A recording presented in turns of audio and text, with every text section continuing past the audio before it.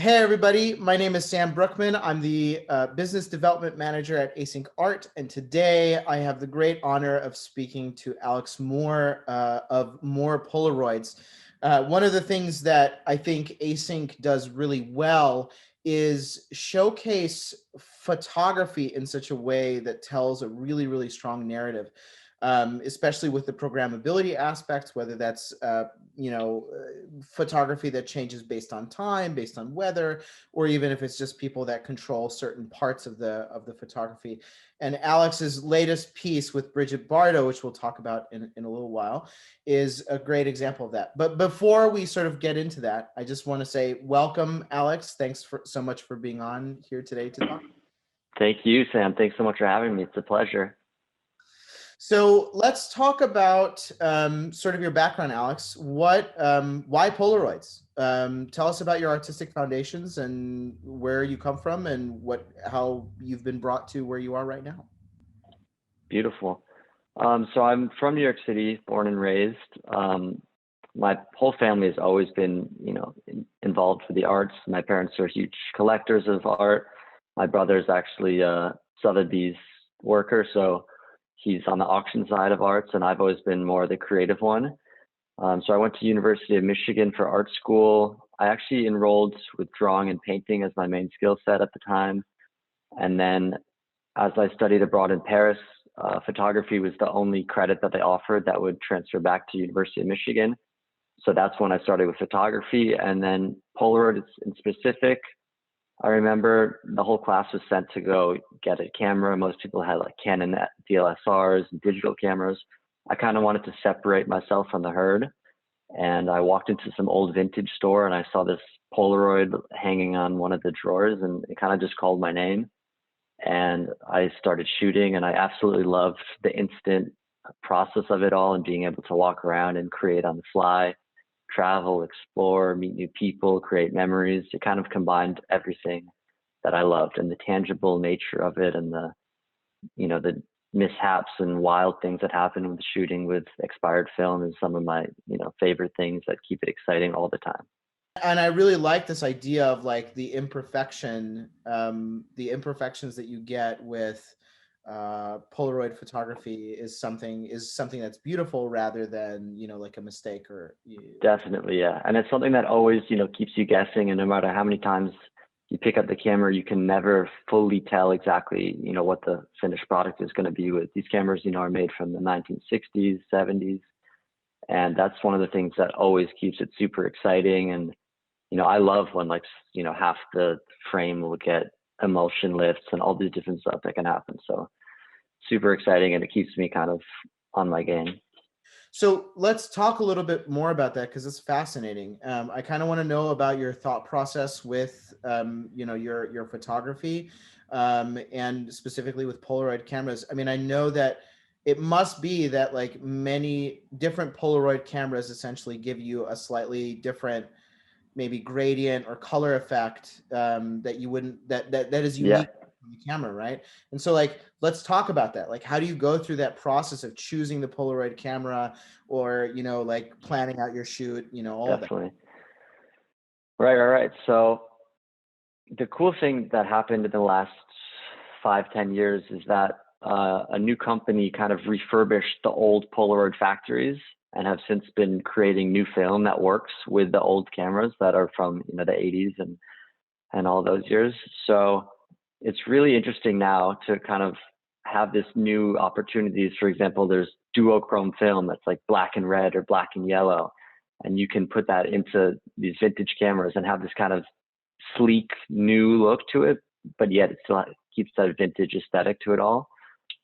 In terms of the camera, the one I use is the SLR 680, and I need that one specifically because the lens on it is glass, so it helps with the resolution. And what I do is that I'll take Polaroids and blow them up to super, 3x4 foot scale. So every kind of specification on the camera matters a lot at that stage. And so the glass lens of that really helps with the resolution when you blow it up to this huge size. But yeah, I love just playing with different films that are available and different kind of double exposure techniques that have come out in the last few years. using old cameras, but kind of bringing a new flair to them all. You have several different sort of collections that you do that span from beautiful landscapes to famous celebrities. This particular piece of art on Async that you're minting is of Bridget Bardot. So let's talk a little bit about that. What sort of inspired you to create the artwork, and what's your thought process behind it? Yeah, totally. So my family's half from France, and every summer we'd go to the south of France, and there would always be posters and a bunch of the restaurants and beach clubs and stuff like that, and they would always have this one beautiful lady. And I remember asking my dad, "Hey, who's that?" He's like, "That's Bridget Bardot. Like, she was the #1 celebrity in the world when I was growing up." And so I was always kind of fascinated by this, these famous icons and just how they kind of transcended an individual and spoke for so many people. And so this new series that I'm working on, she's the beginning, the first piece of it, but I'm planning to do a bunch of different celebrities. And yeah, I chose this really iconic image of Bardot, cropped it, played around with the different colors, as you said, a little duochrome flair to it, and then was able to replicate it using various Polaroids in this mosaic fashion that I've been working on for the last 2 years or so. And in doing so, I also added in a couple of sunsets that I took here in Venice Beach, California, where I'm staying for the winter. And I just really liked how that kind of played alongside her portrait, and the colors worked well with it. And it kind of just added a new layer that made it my own and added to the beauty of her and everything that she stood for. Yeah, that's amazing.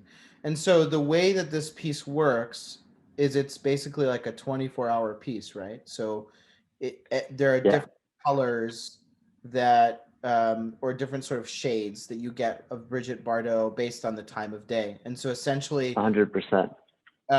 basically Bridget Bardot becomes uh, almost like a clock in some ways, because you get certain Yeah. colors at certain times of days, right?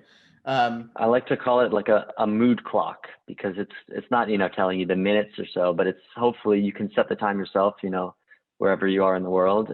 And I designed the colorways to kind of hopefully amplify the different, moods that you might be in during the day. So as you wake up, it's nice and, pinky orange, kind of helps you get your way into the day. And then at night, it gets much more vibrant and kind of disco groovy. So I kind of imagine this piece being on a screen, and just, every time you look up, you're like, oh yeah, okay. Like, it's 8 a.m. I should be feeling in this, blissful state. And then, okay, maybe it's 2 a.m. I'm having a late night, and, the colors on the screen will match the intensity of, what you might be feeling at that moment. I think it's super interesting to take this is my first, digital token. But I see a lot of potential in the fact that even after the point of sale, the work can, have a life of its own and continue to change and impress. And I really enjoy that feature. And it's something that I plan on definitely working with in the future as I continue to make more tokens. This one is a mood clock, but the next one will be something else. And I see a lot of potential, and I'm excited to, create the physical, but then also have this other, bountiful opportunities to create different ways of having it change, whether it's time-based, location-based, shifting the actual Polaroids within the composition. So yeah, there's a lot of room for playing, and I'm excited to explore. Has the blockchain technology, has Async Art sort of like informed and inspired your process as you've gone on and thought about like the future works that you're going to do, and sort of has it sort of changed the way that you think artistically? Definitely. I mean, as I touched on before, one of the things that I'm very fascinated in these days is these mosaic pieces, which are not one Polaroid, but a bunch that kind of fit together, and you treat them as puzzle pieces. So it's combining a lot of the stuff that I like, thinking how small things can make it, impact, create bigger pieces or movements or what it might be. So that really lends itself super nicely with these white, grids, the iconic Polaroid border.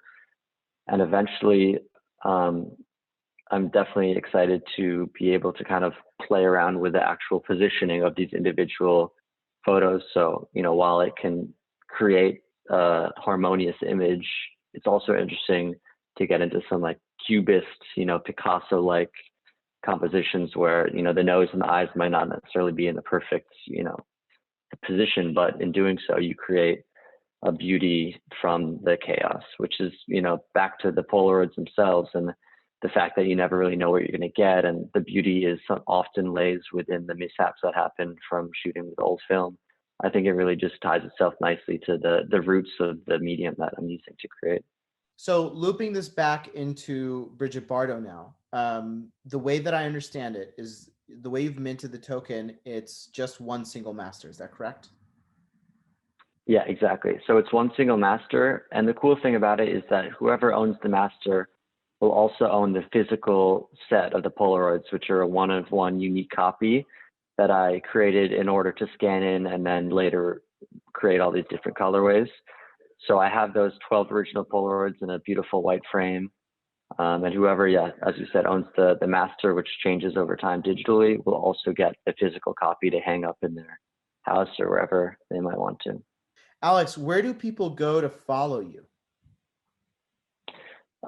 So the main platform would be on Instagram, and my profile is at MoorePolaroids, MOORE Polaroids, my last name Polaroids.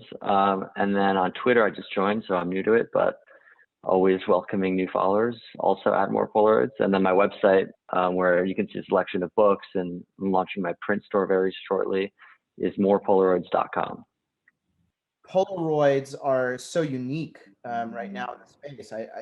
And even more so with like photography. I mean, it's becoming more and more commonplace as we see more platforms sort of like focus on photography, NFTs, et cetera, et cetera. But yet, it's still a new and a fresh concept for the space. And the idea of programmability with a mosaic style is like very, very cool. And I think Definitely. we'll really, really enjoy that. Very cool. Yeah, I think Polaroids are so, amazing because they can transcend all different generations. Older generations, it was around in their heyday. And, for people like me, it's that sense of nostalgia and even the colors are like very pastel-y and nostalgic. So it's, just a very lovable medium. And to take it to this new digital world and be able to have a whole new, set of tools that I can use to create, I'm definitely excited for the potential. Thank you, Alex, so much for coming today. As he said before, Thank you, Sam. To our viewers, follow him please on Twitter, follow him on Instagram. Make sure to keep in touch with him and check out his work on Async. I think it's a really, really compelling work, something that's definitely very unique to our platform in specific. We haven't quite had this kind of photography happen. And it's quite cool. So check it out. And Alex, thanks again for coming on. Thank you, Sam. Appreciate it.